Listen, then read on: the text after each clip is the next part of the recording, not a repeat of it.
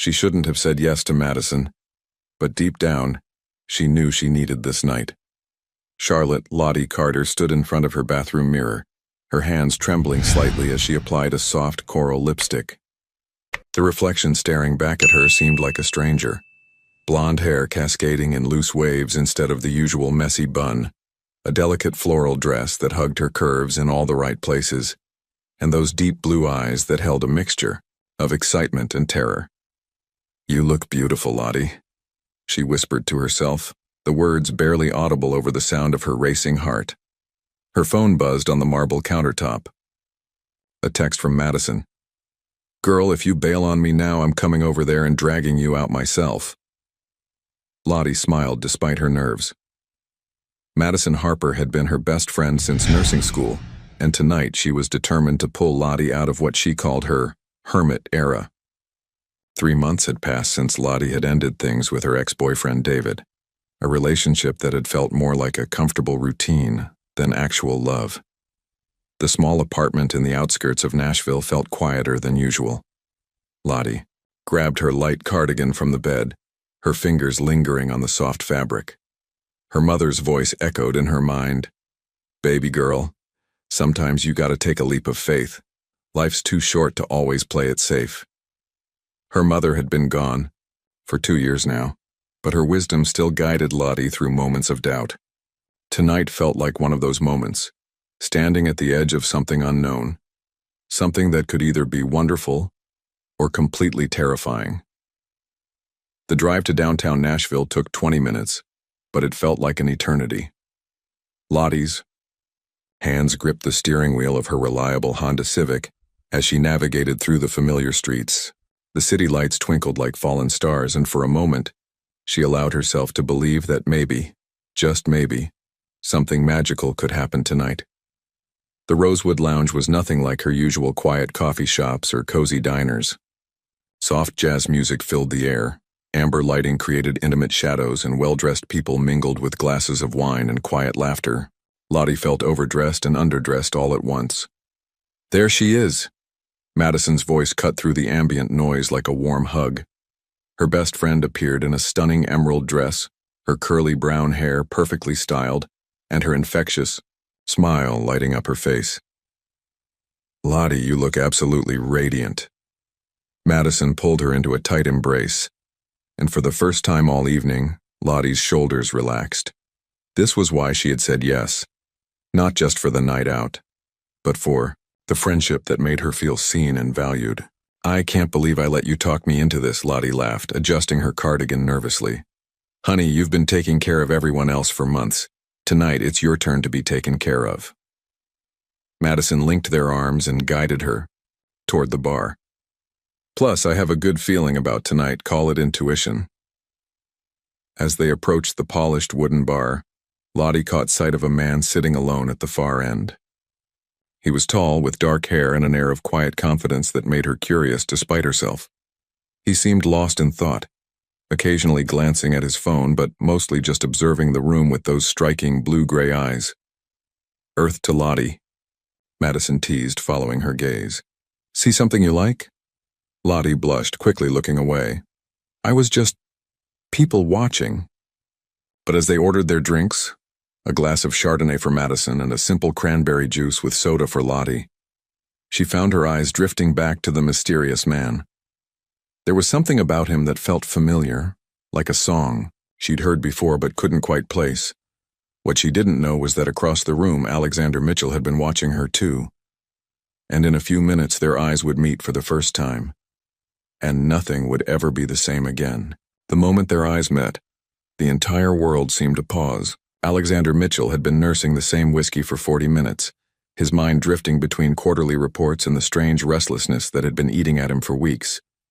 He'd come to the Rosewood Lounge seeking solitude, not connection. But when the blonde woman in the floral dress walked in, something shifted inside his chest. She was beautiful, yes, but it wasn't just her appearance that caught his attention. It was the way she moved, graceful but slightly uncertain, like someone stepping into unfamiliar territory. Her blue eyes held a warmth that seemed to light up the dimly lit space, and when she laughed at something her friend said, The sound made him forget whatever he'd been thinking about. "You're staring," he muttered to himself, taking another sip of his drink. Alexander had built his life on control, on measured decisions and calculated risks. Random encounters in bars weren't part of his carefully structured world. But then she looked his way. Their gazes locked across the crowded room, and Alexander felt something he hadn't experienced in years. Genuine curiosity mixed with an inexplicable pull toward a complete stranger. She quickly looked away, a soft blush coloring her cheeks, but the connection had already been made. On the other side of the bar, Lottie's heart was racing. "Maddie, he's looking at me again," she whispered, gripping her glass tighter. Madison glanced over her shoulder with the subtlety of a freight train. "Oh, honey, that's not just looking. That's appreciation with a capital A." She turned back to Lottie with a mischievous grin. "He's gorgeous, by the way. Tall, dark, and brooding, exactly your type."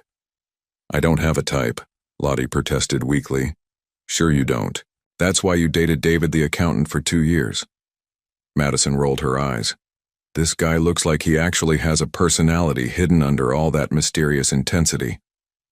Before Lottie could respond, she noticed movement in her peripheral vision. The man was standing up, adjusting his dark jacket with a fluid motion that spoke of quiet confidence. For a terrifying moment, she thought he might be leaving. Instead, he was walking toward them.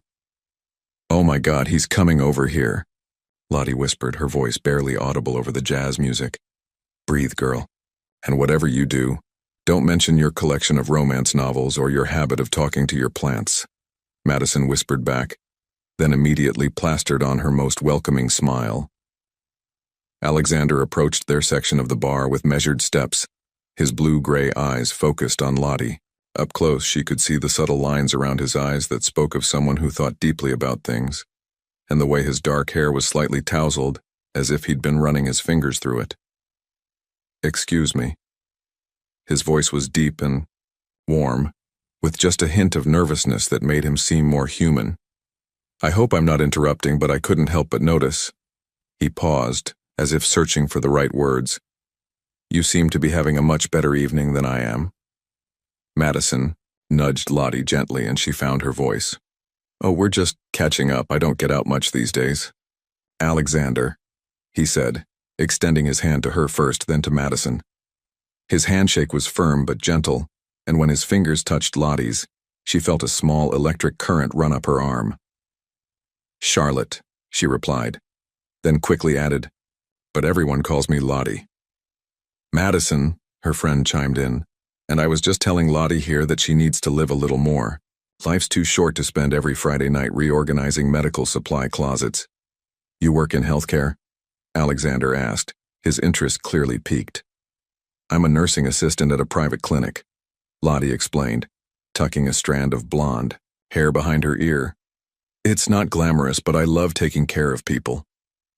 Something in Alexander's expression softened.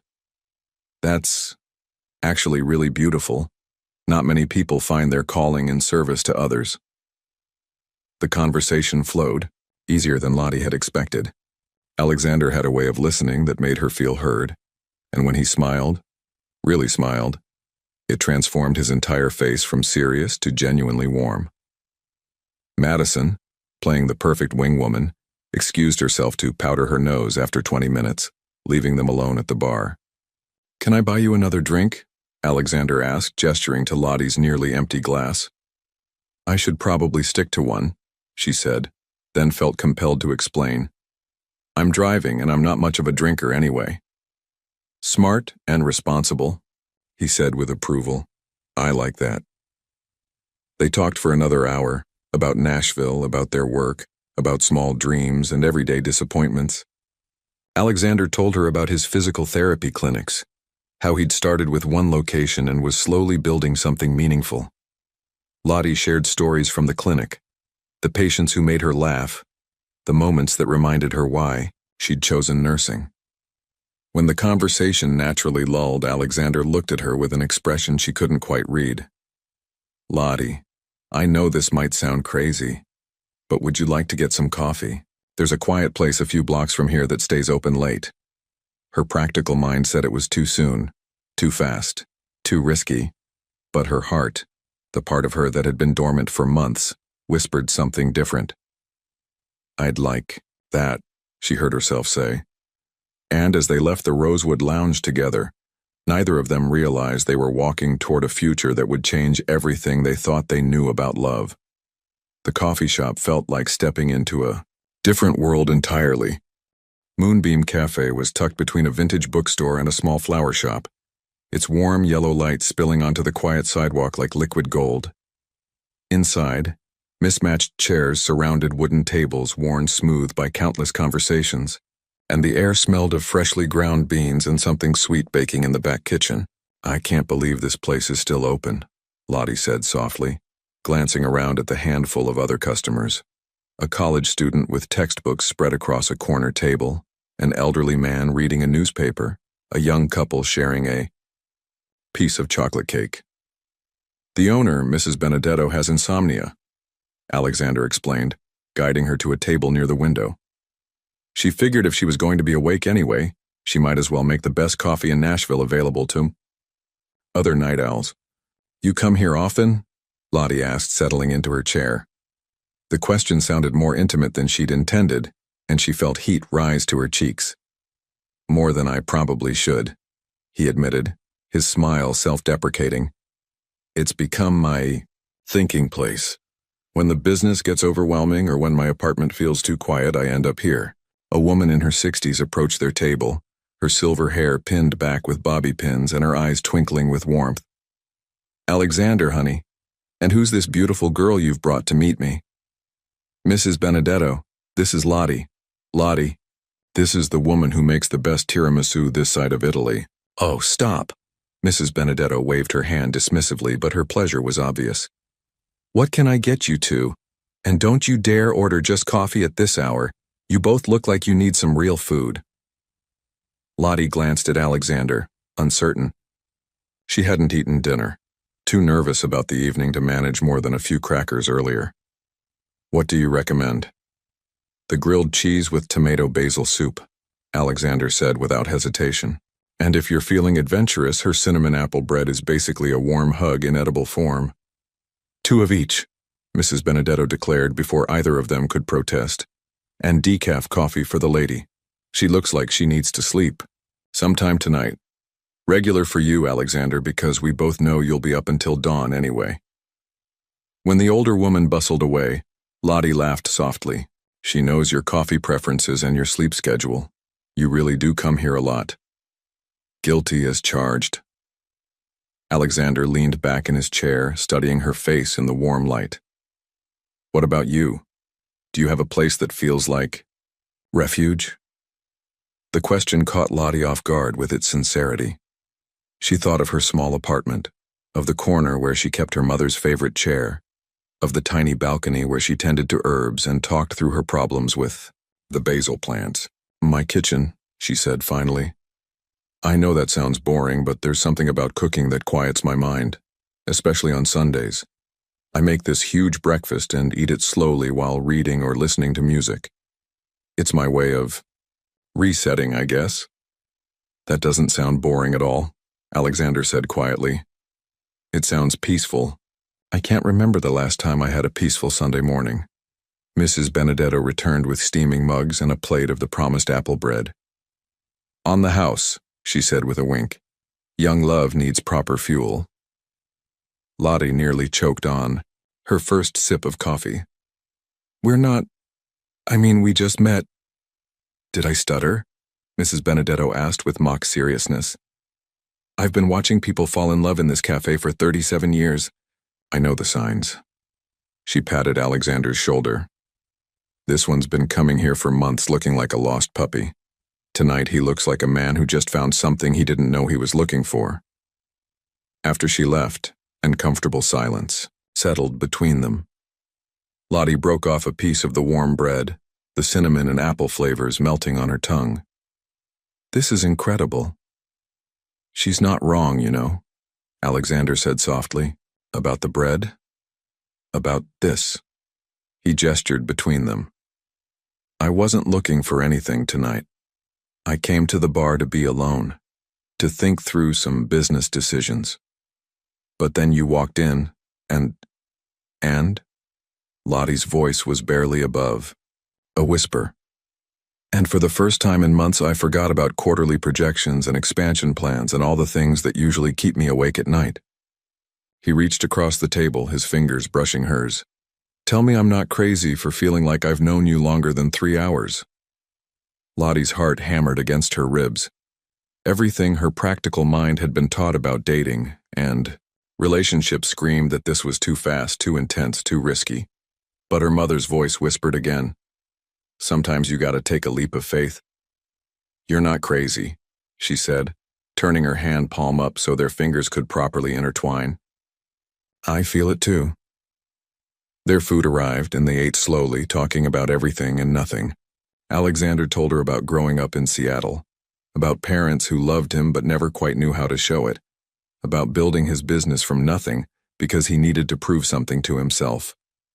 Lottie shared stories about her mother, about choosing nursing because she wanted to be the kind of person who made others feel safe, about her quiet dreams of someday having a family built on the kind of love she'd read about in books. I should probably get going, Lottie said eventually, glancing at her phone. It was past midnight and she had an early shift the next morning. Of course, Alexander said, but she could hear the reluctance in his voice. Would it be okay if I walked you to your car? The Nashville streets were quiet as they made their way back to where she'd parked. The night air was crisp, carrying the scent of magnolia blossoms from a nearby tree. When they reached her Honda Civic, Alexander stopped and turned to face her. Lottie, I know this might sound presumptuous, but I'd really like to see you again. Soon? She looked up at him. This man who had somehow made her feel more alive in one evening than she had in months, and made a decision that would change everything. I'd like that too, she said softly. He leaned down slowly, giving her every opportunity to pull away. Instead, she rose up on her tiptoes to meet him halfway. The kiss was gentle, tentative, and perfect, and neither of them knew that this single moment would create 3 tiny miracles that would bind their hearts forever. 3 weeks later, Lottie stared at the pregnancy test in her trembling hands, certain her eyes were playing tricks on her. 2 pink lines, clear, undeniable, life-changing pink lines. She sat on the edge of her bathtub in the small Nashville apartment, still wearing her scrubs from the morning shift at the clinic. The test clattered to the tile floor as her hands flew to cover her mouth, muffling a sound that was part gasp, part sob. This can't be happening, she whispered to the empty bathroom. This cannot be happening. But even as denial flooded her mind, her body had been telling her the truth for days. The exhaustion that felt different from her usual work fatigue. The way certain smells at the clinic had been making her nauseous.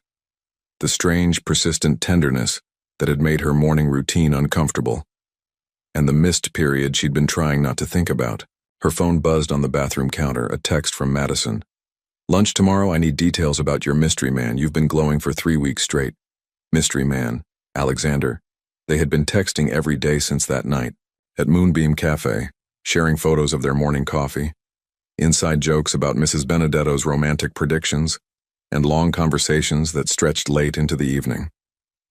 He'd taken her to dinner twice, once to a cozy Italian place where they'd talked until closing time, and once for burgers and milkshakes at a retro diner where they'd played old songs on the jukebox and laughed until her sides hurt. But they'd been taking things slow, getting to know each other, building something real. Except for that one night. The night after their second date, when he'd walked her to her door and she'd invited him in for coffee. When coffee had turned into deeper conversation on her couch. When conversation had turned into kisses that were nothing like that first tentative one outside the cafe. When her carefully constructed walls had crumbled under the weight of feeling, truly seen by someone for the first time in her life. It had been beautiful. Tender. Perfect. And apparently, it had created a miracle she wasn't prepared for. Lottie picked up the test again, as if looking at it one more time might change the result. The pink lines remained stubbornly present, marking the beginning of a future she'd dreamed about but never expected to face alone. Because that's what she was now, wasn't it? Alone. She thought about Alexander's carefully structured life, his business plans, his measured approach to everything. How could she possibly tell him that their slow, thoughtful courtship had resulted in something so immediate and overwhelming? How could she ask him to rearrange his entire world for a relationship that was barely 3 weeks old? Her phone rang, Alexander's name lighting up the screen with a photo they'd taken together at the diner, both of them laughing at something ridiculous Madison had texted. For a moment, she considered answering, pretending everything was normal, buying herself time to figure out how to handle this. Instead, she let it go to voicemail. "Hey, beautiful," his warm voice filled her bathroom a moment later. "I know you're probably still at work, but I wanted to hear your voice. I've been thinking about you all day, which is becoming a dangerous habit since I nearly put salt instead of sugar in my coffee this morning." His soft laugh made her chest ache. "Call me when you get this. I have an idea for this weekend that I think you'll like." Weekend plans. Normal, simple weekend plans that belonged to the life she'd been living just 30 minutes ago, before 2 pink lines had changed everything. Lottie closed her eyes and pressed her back against the cool bathroom wall. She thought about her mother, who had faced this same moment 29 years ago, young, scared, and completely on her own. Her mother had been strong enough to raise a daughter with love and dignity despite the circumstances. But Lottie had always promised herself that if she ever had children, it would be different. It would be planned, wanted by both parents, built on a foundation of committed love. "What do I do, Mama?" she whispered to the empty room, wishing desperately for her mother's steady voice and practical wisdom. The silence that answered her was profound and terrifying. She stood up slowly, legs shaky, and walked to her bedroom. The pregnancy test went into her nightstand drawer, hidden beneath old greeting cards and spare phone chargers, as if putting it out of sight might make the situation less real. Her laptop sat open on her small desk, and almost without thinking, she found herself typing into the search bar. Pregnancy symptoms, early signs. The results that populated made her stomach drop. Every single symptom she'd been experiencing was there in black and white, along with information she wasn't ready to process about doctor visits and prenatal vitamins and life changes she couldn't even begin to imagine. Another text from Alexander. "Everything okay? You seem quiet today." He knew her well enough already to sense when something was wrong. The thought should have been comforting, but instead it made the weight of her secret feel even heavier.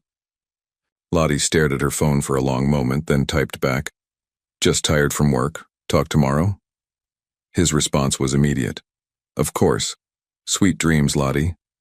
The heart emoji made her eyes fill with tears she'd been holding back since seeing those pink lines. He was falling for her. She could feel it in every text, every phone call, every gentle touch when they were together. And she was falling just as hard. But would he still feel the same way when he learned that their beautiful, slow-building love story was about to become something much more complicated? As she got ready for bed, Lottie caught sight of herself in the bathroom mirror. She looked exactly the same as she had that morning, but everything had changed. Her hand drifted unconsciously to her still flat stomach, where something impossibly small was growing. "We'll figure this out," she whispered to her reflection, trying to summon some of her mother's strength. Somehow we'll figure this out. But deep down she wondered if love that was barely 3 weeks old could possibly be strong enough to weather a storm this big. 1 week later, Lottie found herself sitting in Dr. Patricia Williams's office, her hands clasped so tightly in her lap that her knuckles had turned white. "Congratulations, Charlotte," Dr. Williams said with a gentle smile, reviewing the ultrasound images on her computer screen.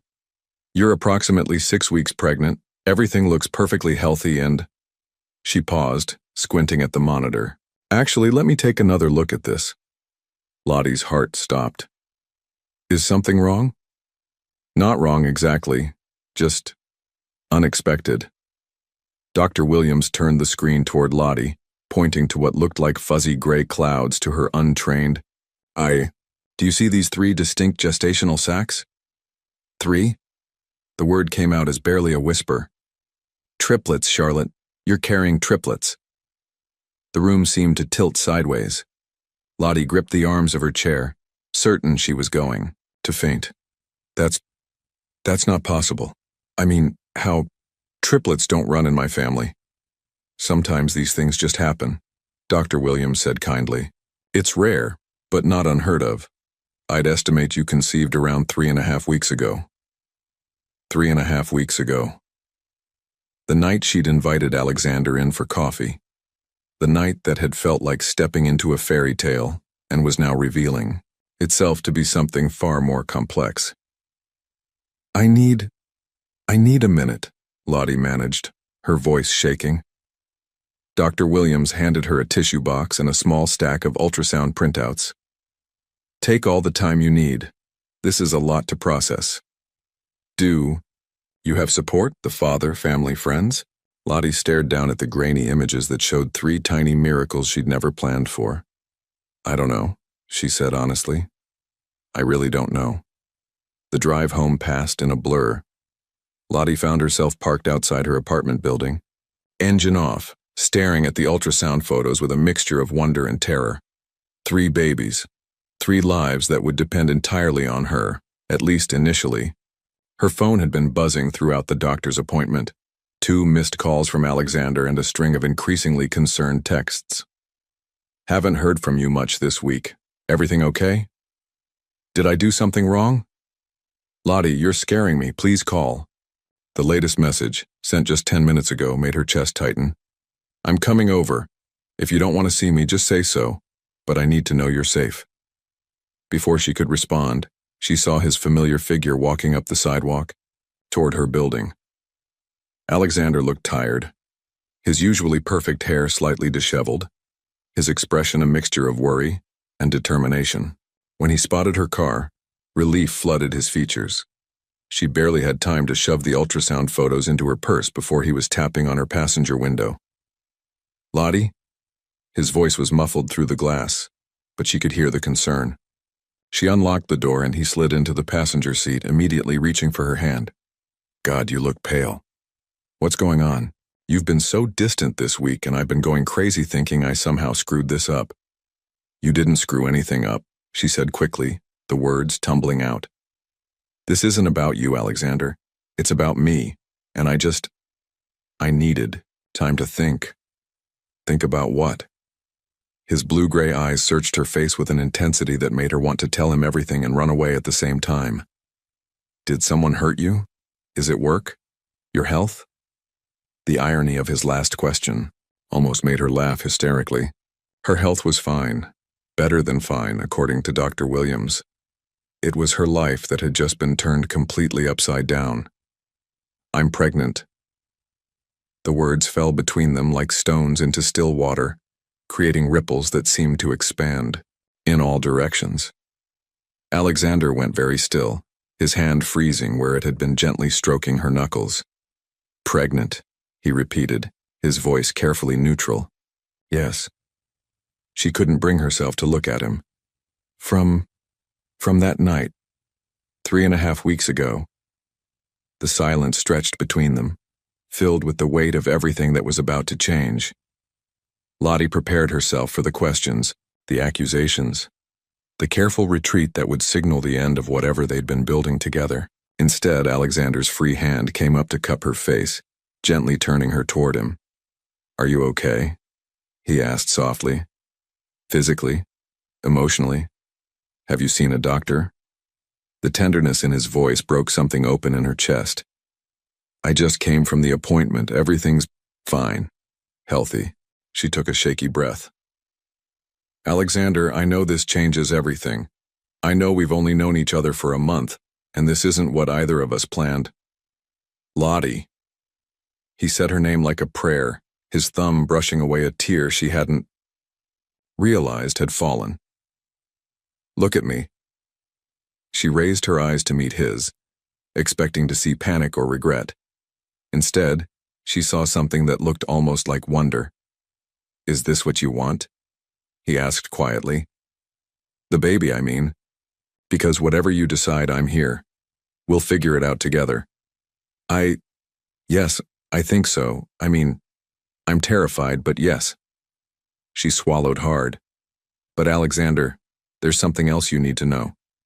He waited, patient and steady, while she gathered courage for the revelation that would either solidify his commitment or send him running. It's not just one baby, she whispered. It's 3. Triplets. This time, the silence was different. Alexander blinked slowly, processing, and she watched his expression cycle through surprise, shock, and something else she couldn't quite identify. 3, he said finally. 3, she confirmed. I have the ultrasound pictures if you want to see them. Without hesitation, he nodded. Show me. With trembling hands, Lottie pulled the photos from her purse. Alexander took them carefully as if they were made of spun glass, studying each image with the same focused attention he brought to everything else in his life. These are our babies, he said softly, and the word our made Lottie's heart skip. You're not running, she observed, hardly daring to believe it. Alexander looked up from the photos, his eyes bright with unshed tears. Lottie, I need to tell you something I should have mentioned before, but the timing never seemed right. Her stomach clenched. Here it comes, she thought. The reason why this would never work. I was told years ago that I couldn't have children, he said quietly. A diagnosis. That became part of the reason my last relationship ended. I've spent so long accepting that fatherhood wasn't in my future. He looked down at the ultrasound photos again. And now you're telling me that not only am I going to be a father, but I'm going to be a father to 3 babies at once? Lottie held her breath, waiting for the inevitable conclusion that this was too much, too overwhelming, too complicated for a relationship that had barely begun. Instead, Alexander smiled, the first real smile she'd seen from him all week. Lottie, I think the universe just handed us the most beautiful miracle imaginable. 2 months into the pregnancy, Lottie discovered that loving someone and living with someone were entirely different challenges. Alexander had insisted on moving in after the triplets revelation, not because he felt obligated, but because he couldn't bear the thought of her going through morning sickness alone. What had started as him spending a few nights on her couch had gradually evolved into shared closet space, and his coffee maker taking up permanent residence on her kitchen counter. You're hovering again, Lottie said softly, looking up from where she sat cross-legged on the living room floor, surrounded by pregnancy books and baby name lists. Alexander paused in the doorway, a steaming mug of ginger tea in his hands. I'm not hovering, I'm being attentive. You've brought me tea 4 times in the last hour. The books say ginger helps with nausea, he said defensively, but his sheepish smile gave him away. Okay, maybe I'm hovering a little. I want to do something useful and you won't let me carry you everywhere or wrap you in bubble wrap. Despite her exhaustion, Lottie laughed. That's because I'm pregnant, not made of glass, and we've talked about this. You don't have to take care of me every second. I was managing just fine before you got here. Alexander set the tea on the coffee table and lowered himself to the floor beside her, careful not to disturb her elaborate organizational system. I know you were. You're the strongest person I've ever met, Lottie. But that doesn't mean you have to do everything alone anymore. The sincerity in his voice made her throat tight. This was the Alexander she was still learning to navigate. The man who approached love with the same methodical intensity he brought to his business. He'd read more pregnancy books than she had, downloaded 3 different apps to track the baby's development, and had already started researching cribs with the dedication of someone preparing for a doctoral thesis. Look at this, she said, holding up a list covered in her neat handwriting. I've been trying to come up with names, but every time I think I have 3 good ones, I remember that these are going to be actual people with actual personalities, and what if I choose wrong? Alexander picked up the list, scanning her careful notes. Evangeline, Serafina, Clementine. He raised an eyebrow. Are we naming babies or characters in a Victorian novel? Those are beautiful names, Lottie protested, snatching the paper back. They're classic and elegant, and those poor kids will spend their entire lives correcting people's pronunciation, Alexander said gently. What about something simpler? Names that feel like us? Like what? He was quiet for a moment, his fingers tracing absent patterns on the hardwood floor. I've always liked the name Grace. Simple, but it means something. And maybe James, after my grandfather. He was the only person in my family who ever really listened to me. Grace and James, Lottie repeated, testing the names. What about the third baby? We don't even know if they're boys or girls yet, Alexander pointed out. The ultrasound next week should tell us more. The ultrasound. Lottie's stomach fluttered with a mixture of excitement and nervousness. Each appointment brought new reassurances that the babies were healthy and growing properly, but also made everything feel more real, more permanent, more overwhelming. Her phone buzzed with a text from Madison. Coffee date tomorrow? I haven't seen you in weeks, and I'm starting to think your mysterious man has you locked in a tower somewhere. Lottie showed Alexander the message, and he frowned slightly.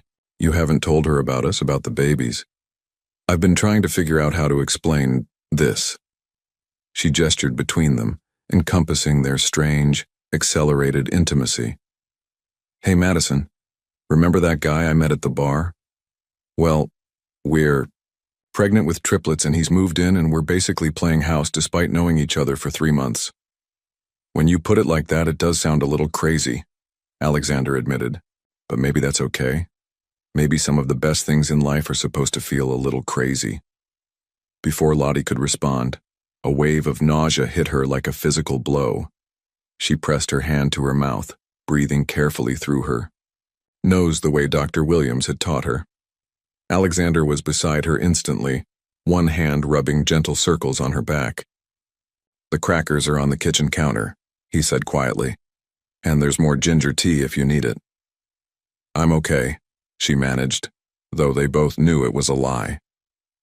The morning sickness had been relentless, striking at random times throughout the day and leaving her feeling drained and fragile. You don't have to be okay all the time, Alexander said, echoing her earlier words back to her. I'm here for the not okay moments too. Something in his tone made her look at him more carefully. There were dark circles under his eyes that hadn't been there a week ago, and his usually pristine appearance was slightly rumpled around the edges. Alexander, when's the last time you went to one of your clinics? He shifted uncomfortably. I've been working from here mostly, delegating more. My assistant managers can handle the day-to-day operations. That's not what I asked.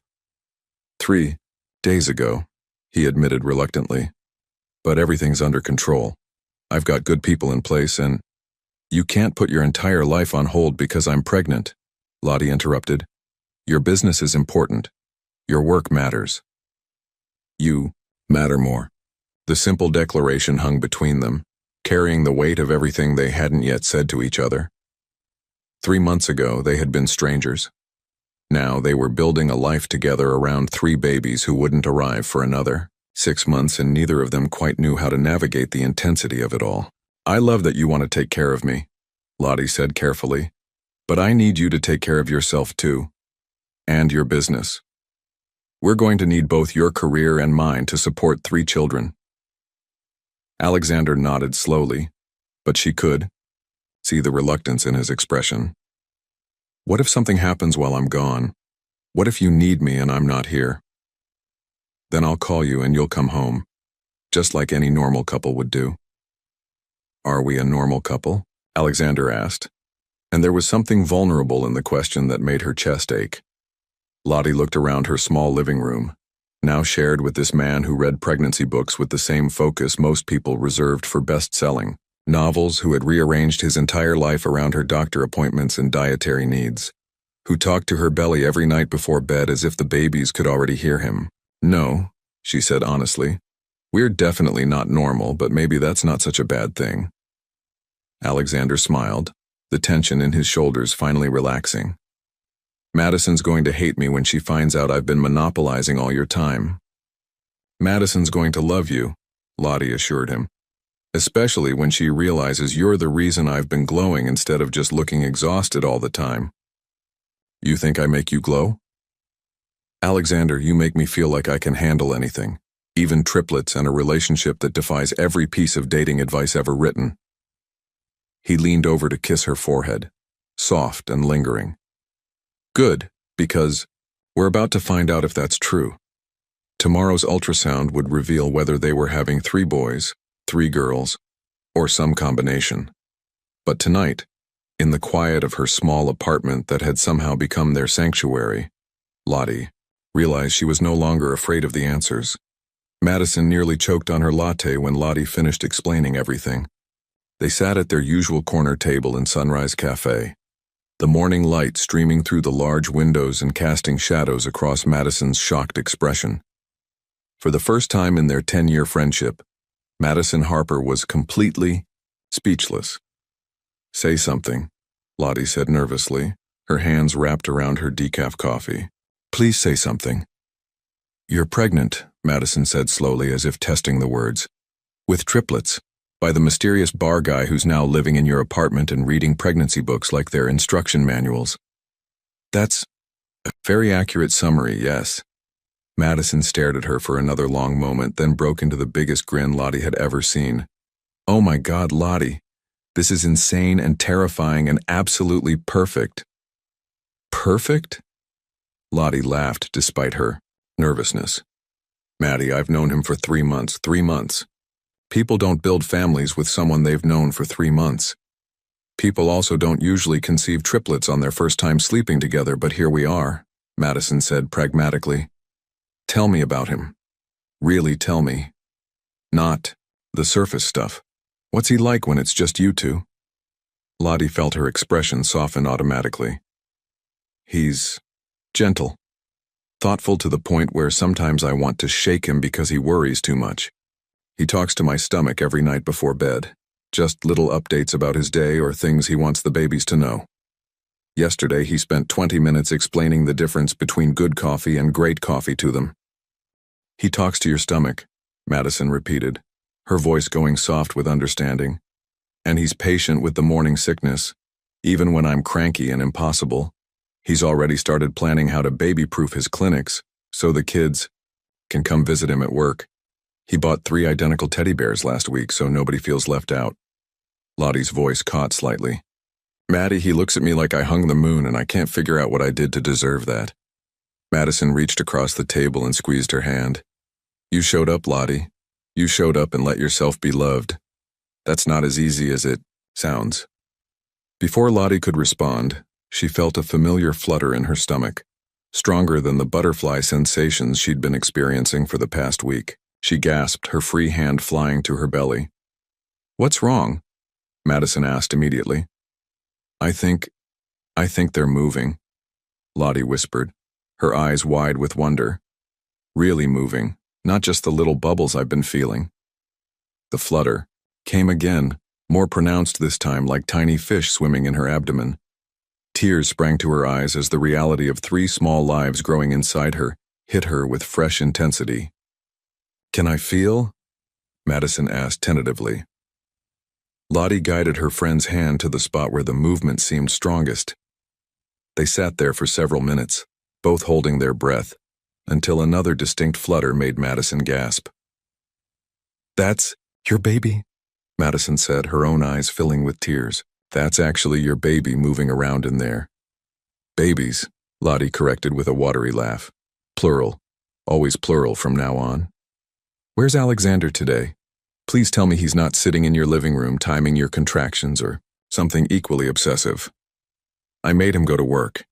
He's been neglecting his clinics, and I finally convinced him that pregnant women manage to survive for centuries without round-the-clock supervision." Lottie checked her phone. "Though he's been texting me every hour to make sure I'm okay. Can I meet him? Officially, I mean, not just stalking him from across a bar." "Actually," Lottie said, a smile tugging at her lips, "we have an ultrasound appointment this afternoon. The one where we find out what we're having. Want to come? I think Alexander might appreciate having some backup moral support." Madison's face lit up. "Are you serious? You want me there for the big reveal? I want my best friend there when I find out if I'm having 3 boys who'll destroy my house, 3 girls who'll bankrupt me with ballet lessons, or some combination that'll give me gray hair before I'm 35. Honey, you're already getting gray hair. I've been too polite to mention it, but stress is not your friend. Madison grinned to show she was teasing. But yes, absolutely yes. I wouldn't miss this for the world. 2 hours later, they sat in Dr. Williams' waiting room. Lottie, Madison, and Alexander, who had arrived directly from his clinic still wearing dress pants and a button-down shirt that somehow managed to look perfectly professional despite his obvious nervousness. You must be Madison, Alexander said, extending his hand to Lottie's best friend. I've heard so much about you. And you must be the man who swept my girl off her feet and got her pregnant with triplets in record time, Madison replied with characteristic directness, but her smile was warm. Nice work. Alexander blushed slightly, and Lottie had to hide her laugh behind her hand. Maddie plays nice once you get to know her, she assured him. I like her, Alexander said quietly. Anyone who's been taking care of you for 10 years is okay in my book.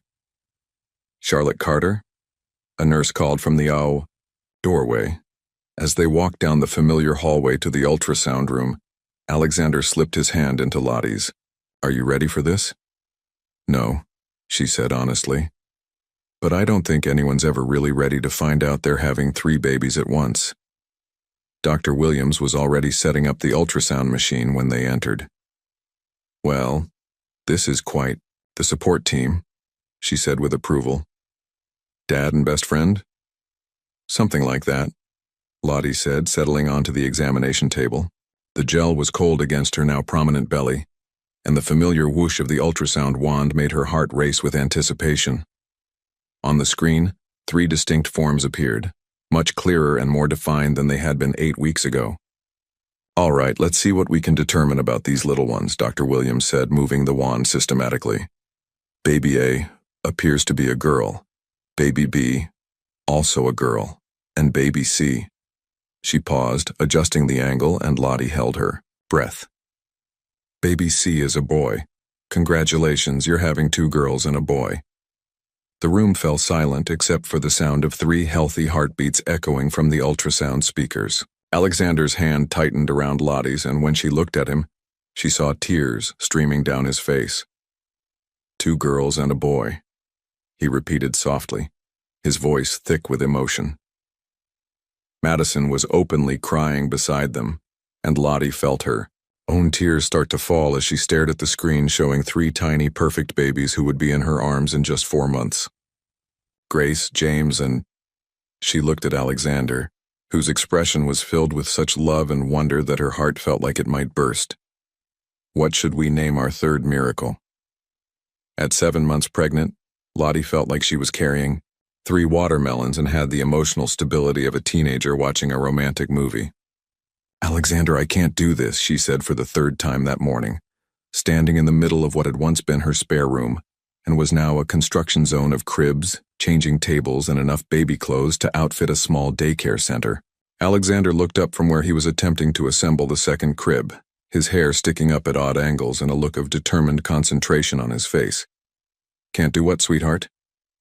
Any of it. This. She gestured helplessly at the chaos around them. I can't be a mother to 3 babies. I can barely manage to put on shoes without getting winded. What made us think we could handle triplets? It was the 4th breakdown she'd had this week, and they were coming more frequently as her due date approached. The rational part of her, mine, knew it was hormones and anxiety mixing into a potent cocktail of self-doubt, but the emotional part was convinced she was about to ruin 3 innocent lives. Alexander set down his screwdriver and approached her carefully, as if she were a spooked animal. Over the past month, he'd learned to recognize the signs of an impending meltdown and had developed strategies for talking her through them. Lottie, look at me, he said gently, taking her hands in his. You've been taking care of people your entire adult life. You chose a career in nursing because you wanted to help others feel safe and cared for. What makes you think you won't be able to do the same for our children? Because those are other people's children for 8-hour shifts, she said, her voice rising with panic. These babies are going to need me 24 hours a day, 7 days a week, for the next 18 years. What if I mess them up? What if I'm too tired or too overwhelmed or too human? Alexander interrupted softly. Lottie, no parent in the history of the world has ever been perfect. The fact that you're worried about being a good mother means you're already going to be better than most. Your parents weren't perfect, and look how you turned out, she said, then immediately winced. I'm sorry, I didn't mean... You're right, though, Alexander said with a rueful smile. My parents did their best with the emotional tools they had, and I survived just fine. Better than fine, I found you. Before Lottie could respond, her phone rang. Madison's name appeared on the screen, and Alexander handed it to her with an encouraging nod. Hey, Maddie, Lottie answered, sinking carefully onto the rocking chair they'd placed in the corner of the nursery. Okay, what's wrong? Madison said immediately. You have that voice. What voice? The voice that means you're about to spiral into a panic attack about something completely manageable. Spill. Despite everything, Lottie found herself smiling. I'm just scared, I guess. The babies could come any day now, and I don't feel ready. I don't feel like I know what I'm doing. Honey, nobody knows what they're doing with their first baby, let alone their first 3 babies, Madison said pragmatically. But you know what you do have? You have Alexander, who's been reading parenting books like their gospel. You have me, who has successfully kept my sister's kids alive during multiple babysitting sessions. And you have Dr. Williams, who assures us that you and those babies are healthy and strong. But what if... Nope, Madison interrupted. No what-ifs. We're not doing what-ifs today.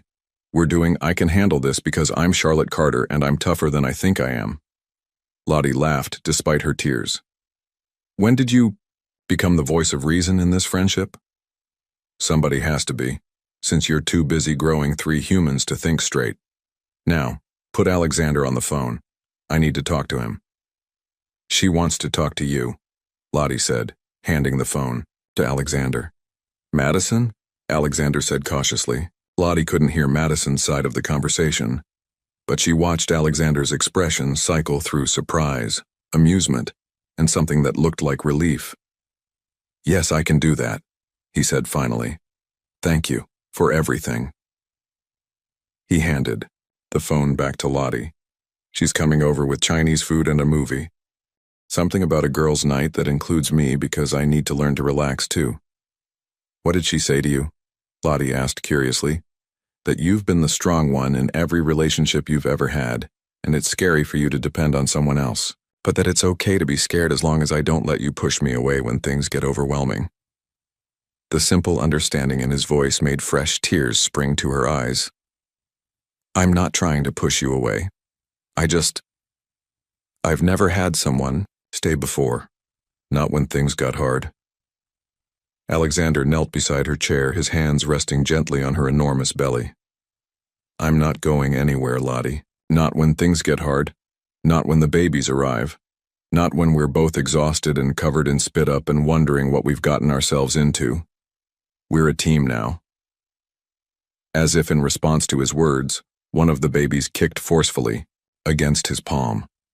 A moment later, another kick came from the opposite side, followed by what felt like a full somersault from the 3rd baby. They're having a party in there, Alexander said with wonder, feeling the movement beneath his hands. They're always more active when they hear your voice, Lottie observed. I think they recognize you already. Grace, James, and Hope, Alexander said softly, speaking directly to her belly.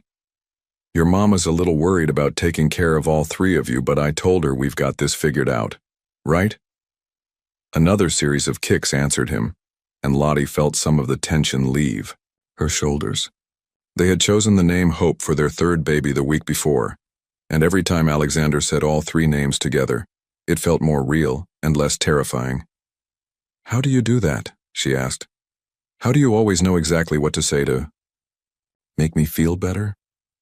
Because I love you, he said simply, and because being scared just means we care enough to want to do this right. The words hung in the air between them. The first time either of them had said I love you out loud, though it had been implied in 100 small gestures over the past several months. I love you too, Lottie whispered, her hand covering his on her belly. And I'm still terrified, but I'm less terrified with you here. Alexander stood and kissed her forehead, then her lips, gentle and reassuring. That's all we need to start with. The rest we'll figure out as we go." A sharp knock on the front door interrupted the moment, followed by Madison's voice calling, "I come bearing lo mein and tissues, and possibly ice cream if someone's been crying again." "She has excellent timing," Alexander observed. "She always has," Lottie agreed, struggling to get out of the rocking chair. Alexander helped her up, his hands steady and sure. "Alexander?" "Yeah?" "When I go into labor, you're not allowed to panic. One of us needs to keep it together, and it's probably not going to be me." Alexander grinned, some of his earlier tension finally easing. "Deal. But I reserve the right to panic quietly in the bathroom for 30 seconds if things get really intense." As they walked toward the front door to let Madison in, Lottie realized that maybe she didn't need to have all the answers right now. Maybe it was enough to have people who would help her find them along the way. The contractions started at 3:47 a.m. on a Tuesday morning, pulling Lottie from sleep with a sharp intensity that made her gasp. "Alexander," she whispered into the darkness, her hand finding his shoulder. "Alexander, wake up." He was alert immediately, the months of light sleeping paying off. "What's wrong? Is it time?" "I think so," she breathed, gripping his hand as another contraction rolled through her. "They're about 5 minutes apart, and they're getting stronger." Alexander was out of bed and moving with the controlled efficiency they'd practiced, turning on the bedside lamp and checking his phone for the time. "How long have you been having them?" "About an hour. I thought they were just Braxton Hicks at first, but..." She paused as another wave hit, this one strong enough to make her close her eyes and breathe through it. "These are definitely the real thing." Okay, Alexander said, and she could hear him fighting to keep his voice calm. "The hospital bag is by the front door. I'll call Dr. Williams and let her know we're coming in." But as he reached for his phone, Lottie felt a sudden gush of warm fluid and a pressure so intense it took her breath away. "Alexander," she said urgently, "I don't think we're making it to the hospital." The next few minutes passed in a blur of phone calls and controlled panic. Alexander called 911 while Lottie found herself unable to do anything but focus on breathing, through contractions that were now coming less than 2 minutes apart. The paramedics arrived with sirens and efficiency, transforming their quiet bedroom into a makeshift delivery room. "Ma'am, I'm going to need you to try not to push," one of the paramedics said kindly, but Lottie was already beyond the point where she had any choice in the matter. "The babies are coming now," she gasped, gripping Alexander's hand so tightly she was probably cutting off his circulation. "They're coming right now." What followed was the most intense, overwhelming, and miraculous experience of Lottie's life. Grace arrived first, tiny and perfect, and announcing her presence with a strong, healthy cry that filled the bedroom. James followed 3 minutes later, quieter but equally perfect. And Hope, their surprise fighter, made her entrance 5 minutes. After that, the smallest of the three, but with a voice that could wake the entire neighborhood. "3 healthy babies," the lead paramedic announced with a grin. "Congratulations, Mom and Dad. You've got quite a family here." Alexander was crying openly, still holding Lottie's hand while staring at their 3 children with an expression of absolute wonder. "They're so small," he whispered. "They're so perfect." "They're ours," Lottie said softly, exhausted but overwhelmed with a love so fierce it felt like it might consume her entirely. The ambulance ride to the hospital was surreal, Lottie holding Grace while Alexander carefully cradled James and Hope, all 3 babies quiet now and seeming to study their parents with serious, unfocused eyes. The paramedics monitored everyone's vital signs and assured them repeatedly that despite the unconventional delivery location, everyone was healthy and strong. At the hospital, they were whisked into the NICU for precautionary observation. "Standard procedure for triplets," Dr. Williams explained when she arrived an hour later, still in her pajamas but smiling broadly. "Well, that wasn't quite how we planned it," she said, checking each baby thoroughly. "But sometimes these little ones have their own timeline. Grace is 5 pounds 2 ounces.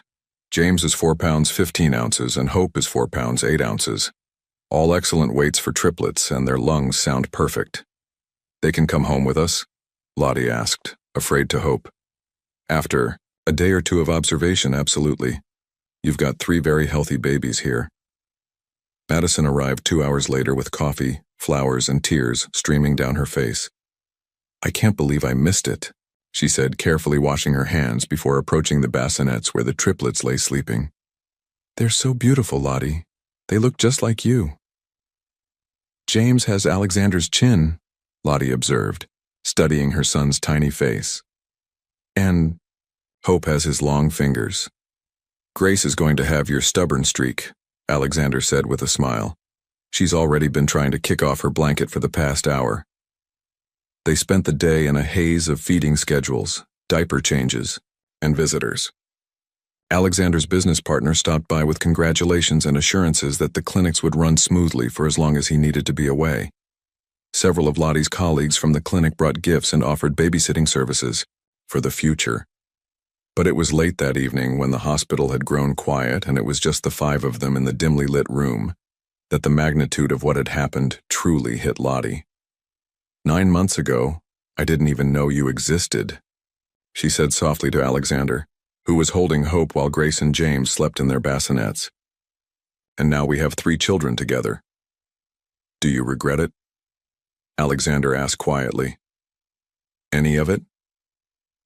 Lottie looked around the room, at the man who had rearranged his entire life around her and their unexpected family, at the 3 tiny miracles, who had entered the world with determination and strength, at the future that stretched ahead of them full of challenges and joy she couldn't even imagine yet. No, she said with complete certainty. I don't regret a single moment.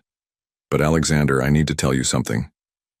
He looked up from Hope's sleeping face, his expression attentive.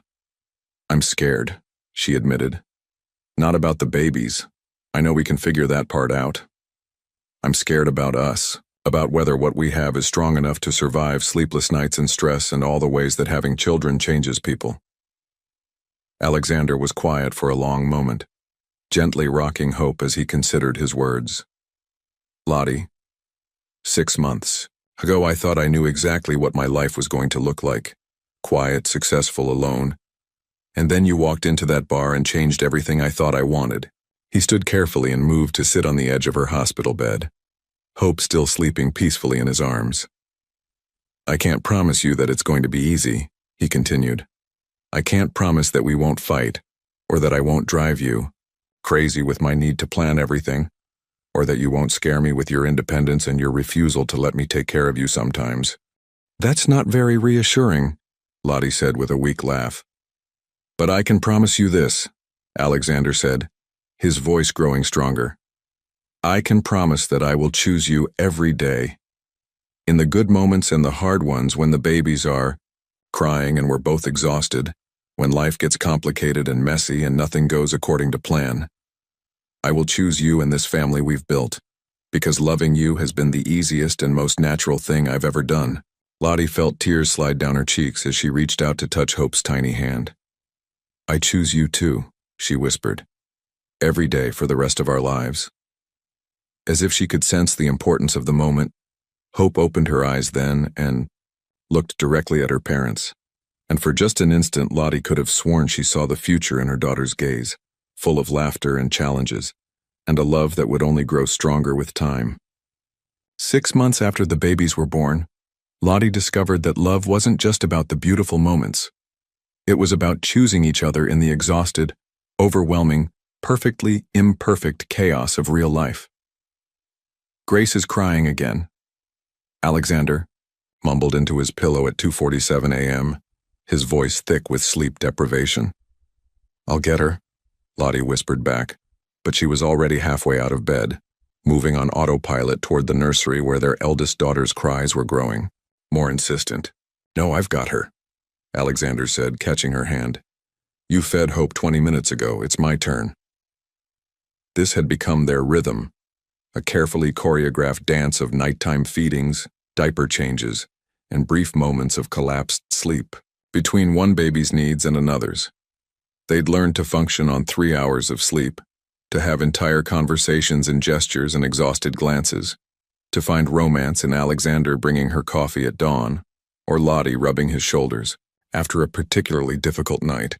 As Alexander disappeared into the nursery, Lottie heard James starting to stir in his crib. She closed her eyes and took a deep breath, summoning energy she didn't really have. This was the hardest part, not the individual challenges of caring for 3 babies, but the relentless nature of it, the way one need blended into another until sometimes she forgot what it felt like to be anything other than a mother. But then Alexander appeared in the doorway. Grace settled contentedly in his arms and caught her reaching for James. "Hey," he said softly. "James is fine. He's just making those little sleep noises. Come back to bed for a few minutes. But if he wakes up, then we'll handle it together, like we always do." Alexander moved Grace to one arm and extended his other hand to Lottie. "You've been running on empty for 3 days. Please just lie down for 10 minutes. She took his hand and let him guide her back to their bed, too tired to argue. They settled against the pillows. Grace nestled between them, her tiny fingers wrapped around Alexander's thumb. "Do you ever wonder what would have happened if Madison hadn't dragged me to that bar?" Lottie asked quietly, watching their daughter's peaceful face in the dim light from the hallway. "Every day," Alexander admitted, "and every day I'm grateful she did. Even when we're both so tired we put coffee grounds in the washing machine instead of detergent." Alexander's soft laugh vibrated through the darkness. "Especially then. Those are the moments that prove this is real, Lottie. Not some fairy tale romance, but actual love. The kind that survives midnight feedings and spit up on your favorite shirt, and days when we're both so overwhelmed we forget to say I love you until we're falling asleep." Before Lottie could respond, her phone buzzed on the nightstand. A text from Madison.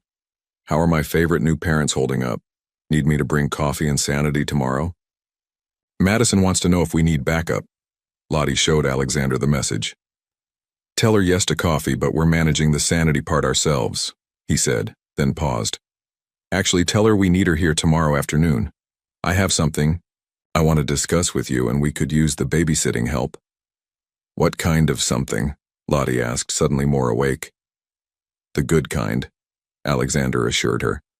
"The kind that involves making some decisions about our future."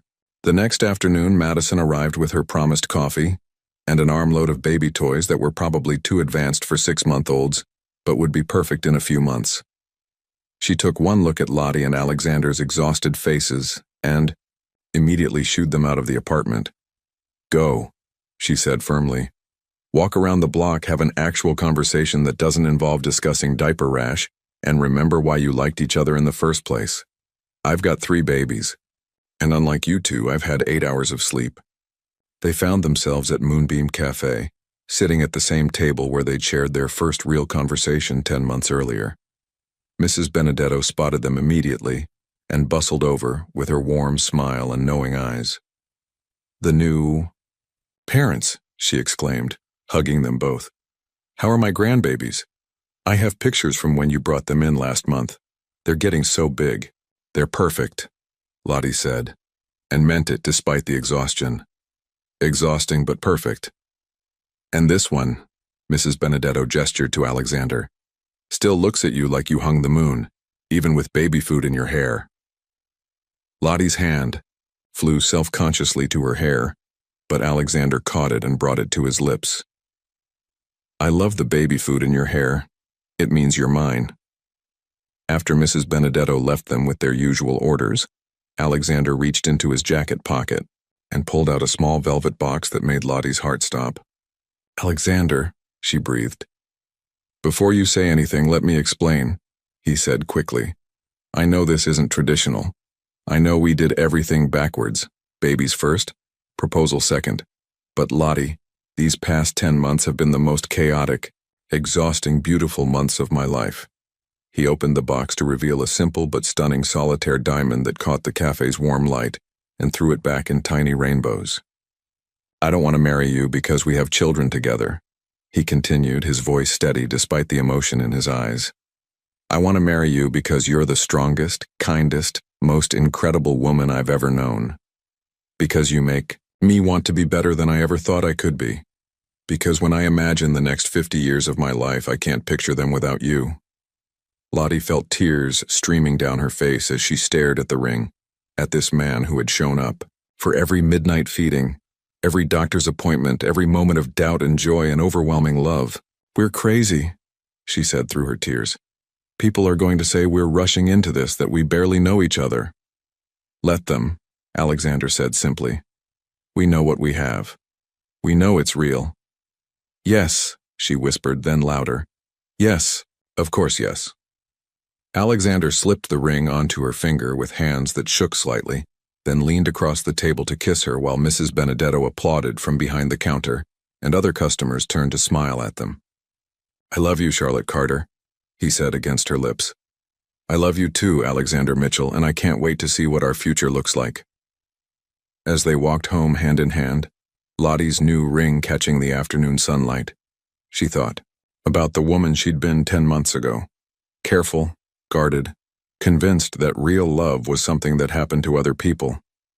That woman couldn't have imagined the life she was walking back to now. 3 beautiful babies, a man who loved her completely, and a future built on the kind of love she'd only read about in books. When they opened the apartment door, they were greeted by Madison holding Hope while Grace and James played on a blanket on the living room floor, all 3 babies happy and content. "How did it go?" Madison asked with a knowing grin, then spotted the ring on Lottie's finger. "Oh my God, yes, I knew it. I called this the night you met him." As Alexander scooped up Grace and James while Lottie took Hope from Madison, their small apartment filled with laughter and love and the chaotic joy of a family that had been born from chance but was choosing each other every day, Lottie realized that sometimes the most beautiful love stories were the ones that didn't follow any rules at all. 2 years later, the autumn sun streamed through the windows of their new house in Franklin, just outside Nashville, casting golden light across the hardwood floors where 3 toddlers chased each other in circles around the coffee table. "Mama, Daddy, look," Grace called out, her blonde curls bouncing as she spun in a circle, arms outstretched like a tiny dancer. At 2.5, she had inherited Lottie's adventurous spirit and Alexander's determination, a combination that kept her parents on their toes. "Very beautiful, sweetheart," Lottie called from the kitchen, where she was attempting to prepare lunch while James tugged at her legs and Hope sat contentedly in her high chair, methodically destroying a banana with her small fingers. James had grown into his father's quiet intensity, preferring to observe before acting, though his blue-gray eyes missed nothing. Hope, their surprise fighter, had maintained her strong voice and stronger will, ruling her siblings with the confidence of someone who knew she was deeply loved. "The caterers just texted," Alexander said, appearing in the kitchen doorway with his phone in one hand and Grace's jacket in the other. "They'll be here at 3 to start setting up for tomorrow." Tomorrow. Their wedding day. They had planned a small ceremony in their backyard, under the maple tree that had turned brilliant orange and red for the occasion. 50 guests, including Mrs. Benedetto, who had insisted on making their wedding cake personally. Madison was the maid of honor, naturally, and Alexander's business partner would serve as best man. But the real stars of the show would be Grace, James, and Hope, who would toddle down the aisle as the world's youngest wedding party. "Are you nervous?" Lottie asked, wiping Hope's banana-covered hands with a patience that had been hard-won over 2 years of constant practice. "About marrying you?" "Never," Alexander said, moving behind her to wrap his arms around her waist. "About whether James will actually walk down the aisle or just sit down halfway through? Absolutely." Lottie laughed, leaning back against his chest as they watched their children. Grace had moved on from spinning to attempting to teach James how to jump while Hope clapped from her high chair and provided enthusiastic encouragement. "Do you ever think about that night at the Rosewood Lounge?" she asked softly. "What would have happened if you hadn't been sitting alone at the bar, or if Madison hadn't convinced me to go out?" "I try not to," Alexander admitted, his arms tightening around her. "It scares me to think how easily we could have missed each other entirely." "Mama," Hope called imperiously from her high chair, holding up her empty sippy cup. "More." "Magic word?" Lottie prompted automatically.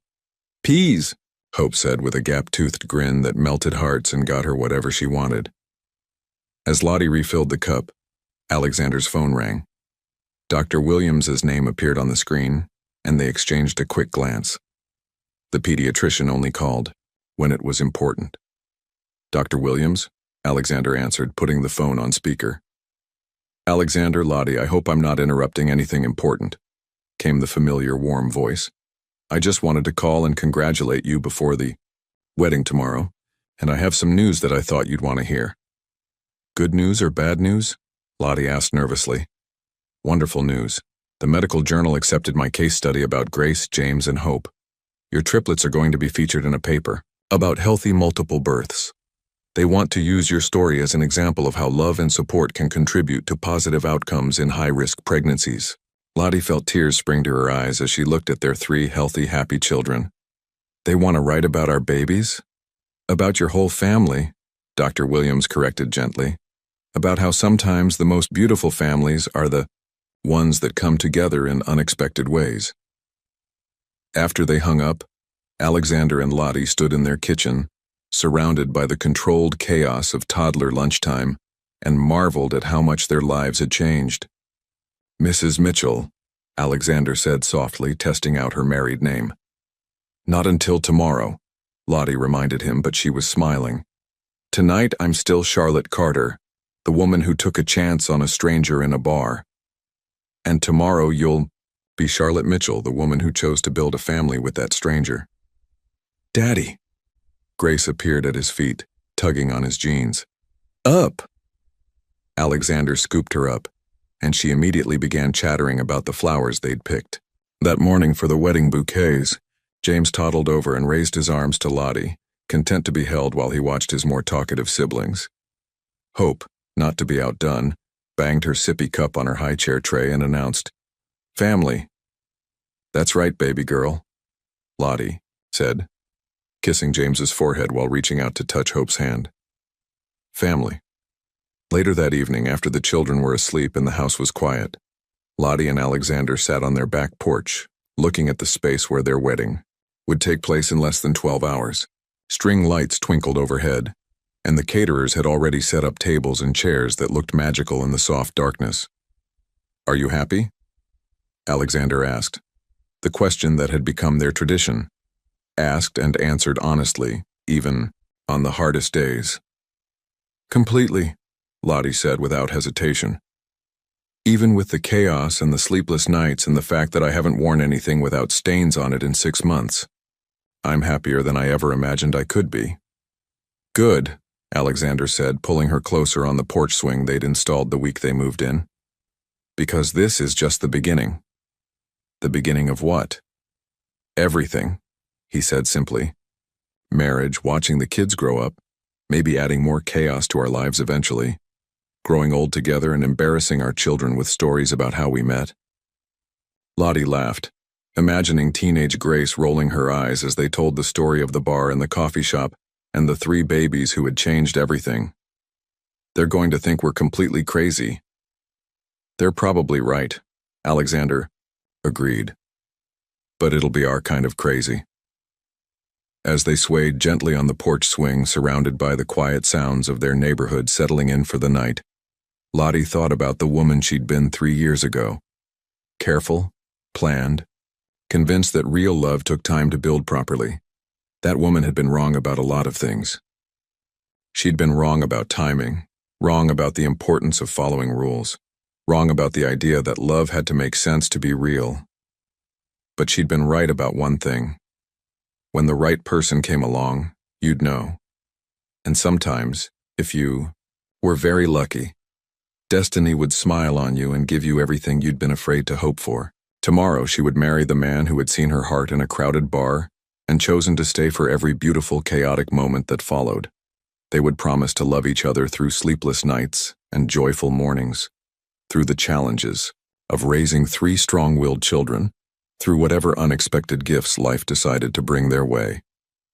And as the autumn stars appeared overhead, shining down on the house where love had taken root and grown into something stronger than either of them had dared to dream, Lottie knew that their greatest adventure was just beginning.